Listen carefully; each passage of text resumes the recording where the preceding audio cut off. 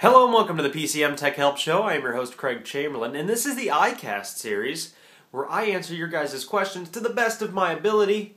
So make sure that you post those questions in the comments below or email them to me or however you wish to do it. You can also ask at the community. Now in this video somebody had asked me specifically, should Apple drop their hardware prices? Now as you guys know, I did drop a video. I put a video back a couple days ago, I think it was about a week ago, where I talked about whether or not Apple was charging for their current hardware. And I, in a lot of ways, legitimatized the pricing structure they have right now because of the amount of investments and stability and security that they offer. So now we're going to talk a little bit more about the competitive market and Apple moving forward to compete in this current phone environment. To see if they can still maintain the top dog status in the phone market. So when you're talking about pricing structures and competing in the overall market, you need to be able to offer a great quality product, which Apple of course can do, and that product also has to have something very unique to it that no other product offers. Now Apple does separate itself in this context from stability and like I always say, stability and battery life at this point. Now the problem is that Android is going to catch up to them over the next year or two. So I remember Apple's got a couple years on Android, so Android will catch up because it's got so much third-party support that they're pretty much going to and I'm talking about app stability here and battery life. I'm not talking about hardware because obviously Apple has fallen behind as of the Galaxy S3 in hardware. But as this gap closes between Apple providing a unique stability, battery life advantage, and security advantage over Android, Apple's going to have to become competitive in the open market, or they're going to have to offer a significant increase in wowing as far as hardware is concerned. So at this point, they're obviously having no trouble selling their iPhones. So they're in their minds, they're like, okay, well, no, we can't even keep up with the orders. You know what I mean? So we still have such high demand out there that we don't even need to consider lowering our prices.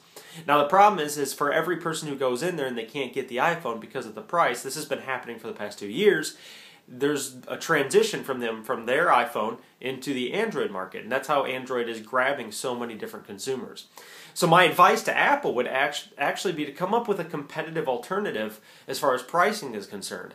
Now you can always retain the original pricing structure on the iPhone 5. You know, it's the new, it's the greatest, it's the latest. I mean, even the Android and the Motorola's and the HTC's, all their phones on Android do this. It's the latest and greatest. Of course, we can charge a lot more.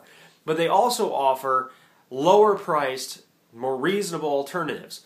Now Apple did a good job with this with the 4S and 4 by offering a parallel sale between the 4 and the 4S. So they offer a more reasonably priced solution. My advice would be don't stop producing those. Don't stop producing the 4S, don't stop producing the 4 alongside the 5. Because now you can at least branch out and reach 3 different markets with you can offer a product for all of your consumers. You can offer an iPhone 4 for, say, I don't know, $50. You can offer a 4S for $100, and then you can offer your 5 for $200. This is, of course, with contract. But see, now you've got a price point structure that will allow your consumers to pick and choose and still get the iPhone product within a reasonable price range. You at least have a competitive product on every level of the Android. Do you follow what I'm saying? I'm hoping you guys understand what this means. But I'm not saying they should reduce their price. I don't think they should reduce the price of their iPhone 5, but they should definitely have an iPhone device available at every price range so they can reach the largest breadth of customer base, because that's the only way they're going to continue to retain some kind of a foothold in the market. So that's all there is to answer this question.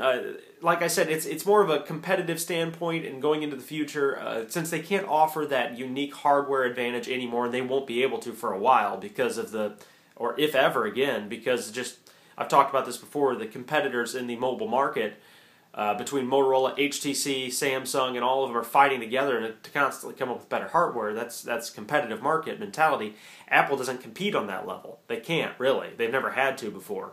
So they're probably at this point never going to make the same advances in technology as far as that particular mobile device is concerned and hardware beef as the competitors. So they always either have to come up with some new wow product, in other words, some new great product that nobody even thought could exist or have some great feature to it. But in the meantime, if they want to retain a consumer base, they should consider having a breadth of products available to that consumer base who doesn't want to go in there and pay $200, $300 for a basic iPhone. And they've historically always closed that market option to their customers.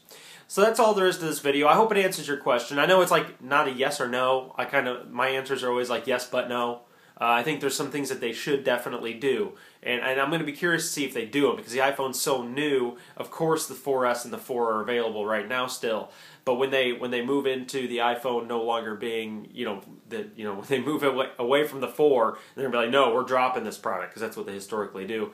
I don't think they should do that. I think they should just keep the product available and drop the price. So, thanks for stopping by. Don't forget to leave comments and like if you liked it. And don't forget to swing by. You can follow me on Facebook, on Twitter, pretty much in every social network. I will be more than happy to follow you guys. And you can also join the community and become a PCM techie. That's at PCMTechHelp.com. And stay tuned. There's plenty more videos to come.